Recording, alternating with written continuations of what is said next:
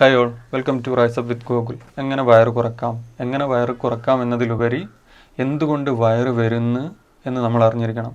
ഒന്നാമത്തെ കാരണം simple carbohydrates ആണ്.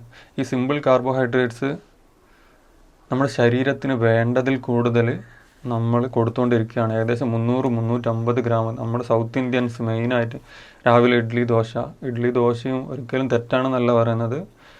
അളവിൽ കൂടുതൽ നമ്മൾ കഴിക്കുന്നത് ബോഡിയിൽ ഫാറ്റ് സ്റ്റോറേജിന് കാരണമാകുന്നുണ്ട്. ഉച്ചയ്ക്ക് അഗെയിൻ റൈസ്, രാത്രി ചപ്പാത്തി, ഇതൊക്കെ സിമ്പിൾ കാർബോഹൈഡ്രേറ്റ് ആണ്. ഇത് ഫാറ്റ് സ്റ്റോറേജിന് കാരണമാകുന്നുണ്ട്.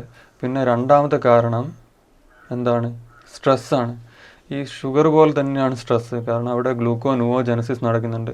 നോൺ കാർബോഹൈഡ്രേറ്റ് സോഴ്സിൽ നിന്നും ബോഡി ഗ്ലൂക്കോസ് പ്രൊഡ്യൂസ് ചെയ്യുകയും അത് അഗെയിൻ ഇൻസുലിൻ റെസിസ്റ്റൻസിനും ഫാറ്റ് ഫോർമേഷനും കാരണമാവുകയാണ്.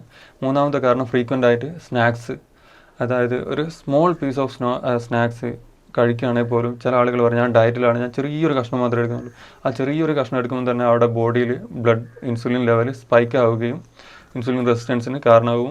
എഗെയിൻ നല്ല വിശപ്പിന് ഗ്രലിൻ തുടങ്ങിയ ഹോർമോൺസ് പ്രൊഡ്യൂസ് ചെയ്യുകയും കൂടുതൽ ഭക്ഷണം കഴിക്കാനുള്ള ടെൻഡൻസി ഉണ്ടാവുകയും ചെയ്യും. പിന്നെ നാലാമത്തെ കാരണം എന്തെങ്കിലും അണ്ടർലൈങ് മെറ്റബോളിക് കണ്ടീഷൻസ്, അതായത് ഫാറ്റി ലിവർ തുടങ്ങിയ കാരണങ്ങളും കൂടി എന്തിന് കാരണമാവാം?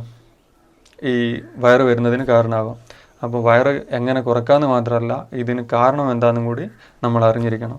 സോ ഹെൽത്ത് പരമായിട്ടുള്ള കൂടുതൽ വീഡിയോസ്, കൂടുതൽ അറിവുകൾക്ക്, പിന്നെ നിങ്ങളുടെ ട്രാൻസ്ഫോർമേഷന് വേണ്ടിയിട്ട് ഈ ചാനൽ സബ്സ്ക്രൈബ് ചെയ്യുക. Thank you all.